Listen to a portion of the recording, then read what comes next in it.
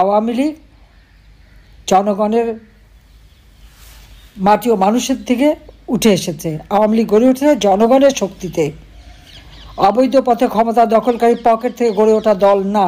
আর অবৈধ ক্ষমতা দখলকারী বলে দেবে আওয়ামী লীগ নিষিদ্ধ, আওয়ামী লীগ ওভাবে নিষিদ্ধ হয় না, হবে না। এই আওয়ামী লীগ জনগণের সংগঠন। আওয়ামী লীগ ক্ষমতা থাকলে জনগণের কল্যাণ হয়, মঙ্গল হয়, জনগণের উন্নতি হয়। কাজে জঙ্গি শাসন থেকে দেশ মুক্ত করবার জন্য সকলকে আজকে ঐক্যবদ্ধ হওয়ার জন্য আমি আহ্বান জানাচ্ছি। ইনশাল্লাহ বাংলাদেশের এই কালো মেঘ কেটে যাবে, বাংলাদেশের মানুষ আবার সুন্দর জীবন ফিরে পাবে।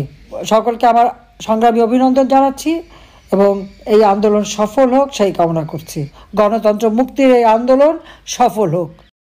ফ্যাসিস্ট ইউনূসকে ক্ষমতার থেকে হটিয়ে জঙ্গি সন্ত্রাসী অস্ত্রধারীর হাত থেকে অস্ত্র উদ্ধার করে মানুষের জীবনে শান্তি নিরাপত্তা ফিরিয়ে আনার জন্য দেশবাসী সকলে যে যেখানে আছেন, সকল শ্রেণী পেশা দল মত নির্বিশেষে যারা স্বাধীনতায় বিশ্বাস করেন, যারা মুক্তিযুদ্ধের চেতনায় বিশ্বাস করেন, যারা অসাম্প্রদায়িক চেতনার বাংলাদেশ গড়ে তুলতে চান, বাংলাদেশের ভবিষ্যৎ উজ্জ্বল হোক, সুখী সমৃদ্ধ জাতি গড়ে উঠুক, উন্নত বাংলাদেশ গড়ে উঠুক, যারা চান তাদের সবাইকে আমি ঐক্যবদ্ধ হয়ে আগামীকালের কর্মসূচি সফল করা এবং এরই ধারাবাহিকতায় ইউনূসের পতন না হওয়া পর্যন্ত এই আন্দোলন অব্যাহত রাখার জন্য আমি আহ্বান জানাচ্ছি।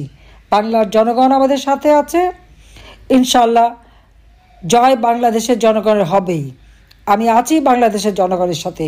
মনে রাখবেন, বাবা মা ভাই সবই তো হারিয়েছি। আজকে আমাদের ঘর বাড়ি যা কিছু ছিল পুড়িয়ে জ্বালিয়ে সব শেষ করে দিয়েছে। তৃণমূল থেকে আওয়ামী লীগের সকল নেতাকর্মীদের বাড়ি ঘর ব্যবসা প্রতিষ্ঠান জীবন জীবিকার সব পথ বন্ধ করে জ্বালিয়ে পুড়ে ছাড়খাড় করে দিয়েছে। আওয়ামী লীগ জনগণের মাটি ও মানুষের থেকে উঠে এসেছে। আওয়ামী লীগ গড়ে উঠেছে জনগণের শক্তিতে। অবৈধ পথে ক্ষমতা দখলকারী পকেট থেকে গড়ে ওঠা দল না। আর অবৈধ ক্ষমতা দখলকারী বলে দেবে আওয়ামী লীগ নিষিদ্ধ, আওয়ামী লীগ ওভাবে নিষিদ্ধ হয় না, হবে না। এই আওয়ামী লীগ জনগণের সংগঠন। আওয়ামী লীগ ক্ষমতা থাকলে জনগণের কল্যাণ হয়, মঙ্গল হয়, জনগণের উন্নতি হয়। কাজে জঙ্গি শাসন থেকে দেশ মুক্ত করবার জন্য সকলকে আজকে ঐক্যবদ্ধ হওয়ার জন্য আমি আহ্বান জানাচ্ছি। ইনশাল্লাহ বাংলাদেশের এই কালো মেঘ কেটে যাবে, বাংলাদেশের মানুষ আবার সুন্দর জীবন ফিরে পাবে। সকলকে আমার সংগ্রামী অভিনন্দন জানাচ্ছি এবং এই আন্দোলন সফল হোক সেই কামনা করছি। গণতন্ত্র মুক্তির এই আন্দোলন সফল হোক। একটা কথা স্পষ্ট বলতে চাই, অনেক মানুষ তারা হত্যা করেছে। হয়তো এখন শুধু নাম খুব অল্প লোকেরই পাওয়া গেছে, বাকি অনেকের পাওয়া যায়নি। বহু লাশ বুড়িগঙ্গা, শীতলক্ষা, তুরাগ নদীতে ভেসে গেছে। বহু মানুষকে আগুন দিয়ে পুড়িয়ে হত্যা করা হয়েছে। আর জেল জুলুম অত্যাচারে তো সীমাহীন। আর এই কয়দিনে একের পর এক আমার ছাত্রলীগ, আওয়ামী লীগ, যুবলীগ এবং আমাদের সহযোগী সংগঠনের অগণিত নেতাকর্মীকে গ্রেপ্তার করা, শুধু গ্রেপ্তার করছে না, গ্রেপ্তার করার পর তাদেরকে মারধরকে অমানবিক নির্যাতন চালাচ্ছে। আমি সাবধান করে দিচ্ছি, যারা নির্যাতন করছেন ভুলে যাবেন না, এই বাংলাদেশে আপনাদেরও দেশ। আজকে একটা পরিবারের উপর আপনারা হামলা করেন, কি মব ভায়োলেন্স, তার সাথে আবার জোটে পুলিশের লজ্জা করে না? যারা মেরে পা বেঁধে ঝুলিয়ে রেখেছিল, রক্ষা করতে কে গিয়েছিল? আমরাই রক্ষা করতে, যে উল্টা আমরা অভিযুক্ত। আর যারা এই পুলিশকে হত্যা করলো তাদের কিন্তু দায় মুক্তি দেওয়া হয়েছে। এবং কে দিয়েছে? ওই ডক্টর মোহাম্মদ ইউনূস ক্ষমতা দখল করে দিয়েছে। তার কারণটা কি? কারণ এটা তার পরিকল্পনায় ছিল, এটা একটা মেট্রোপলিস ডিজাইনের অংশ। আমাদের নামে মিথ্যা নানা ধরনের ভিডিও বানিয়ে, এটা বানিয়ে ওটা বানিয়ে তারা অপপ্রচার চালাচ্ছে। কিন্তু বাংলাদেশের মানুষের উপর আবার আস্তে আস্তে বিশ্বাস আছে যে এই সমস্ত অপপ্রচারে তারা কান দেবেন না।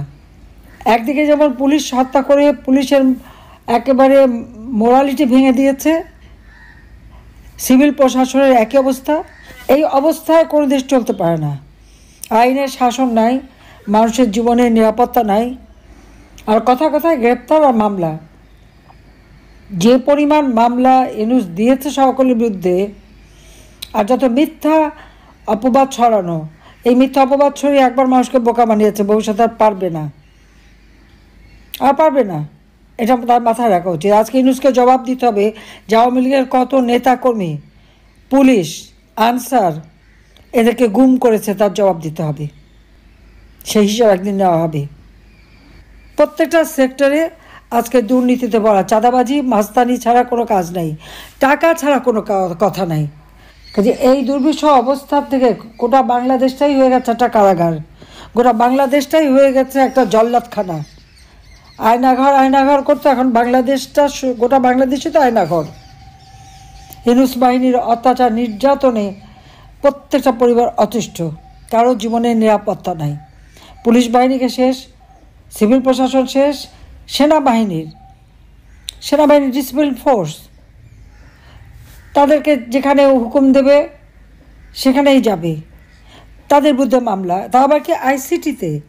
আমাদের স্বাধীনতা সার্বভৌমত্ব যারা রক্ষাকারী তাদের বিচার কিভাবে সেই কোর্ট হবে যে কোর্টে আমরা যুদ্ধ অপরাধীদের বিচার করেছি? এটা তো ঘোরতর অন্যায়। স্বাধীনতা সার্বভৌমত্বের প্রতি বৃদ্ধাঙ্গুষ্টি দেখানো, স্বাধীনতা সার্বভৌমত্ব নষ্ট করা। আজকে সেনাবাহিনীকে দুর্বল করার অর্থ কী দাঁড়াচ্ছে? যে এতগুলি অফিসার, 29 জন অফিসারের বিরুদ্ধে মামলা, আরও নাকি 65 জনের তালিকা হচ্ছে। আবার নাকি সেনাপ্রধান আর তাদের বিরুদ্ধে মামলা করার জন্য নাকি আবার হুকুম জারি করছে আবার ইউনূসের দল। তো এদেশের স্বাধীনতা সার্বভৌমত্ব রক্ষা করবে কে?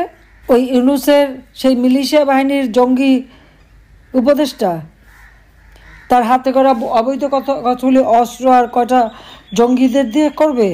দেশকে এই ধ্বংসের কিনারা থেকে বাঁচাবার জন্য সমস্ত রাজবন্দীদের মুক্তি দেওয়া, সেনা অফিসারদের বিরুদ্ধে সমস্ত এবং পুলিশ অফিসারদের বিরুদ্ধে, তারপর সিভিল প্রশাসনের বিরুদ্ধে যত মামলা দিয়েছে সমস্ত মামলা প্রত্যাহার করতে হবে এবং যাদেরকে গ্রেপ্তার করেছে তাদের মুক্তি দিতে হবে। আওয়ামী লীগ সহ মুক্তিযোদ্ধা এবং স্বাধীনতা সপক্ষ শক্তি যারা কারাগারে বন্দী সকলে মামলা প্রত্যাহার করতে হবে এবং তাদের মুক্তি দিতে হবে। দেশের মানুষের আজকে খাদ্য নিরাপত্তা নাই, প্রত্যেকটা জিনিসের দাম বেড়ে গেছে, মাথাপিছু আয় কমে গেছে।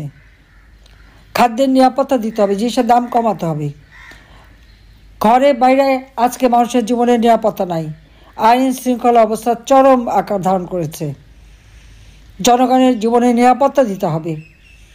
প্রত্যেকটা মানুষের, ছোট্ট শিশু থেকে শুরু করে আবার বৃদ্ধ বনিতা, প্রত্যেকটা মানুষের জীবন যাতে নিরাপদ হয়, সুশৃঙ্খল হয় এবং বাংলাদেশ যাতে উন্নয়নের দিকে এগিয়ে যেতে পারে সেই ব্যবস্থা করতে হবে। খোদা হাফেজ। জয় বাংলা, জয় বঙ্গবন্ধু। বাংলাদেশ চিরজীবী হোক।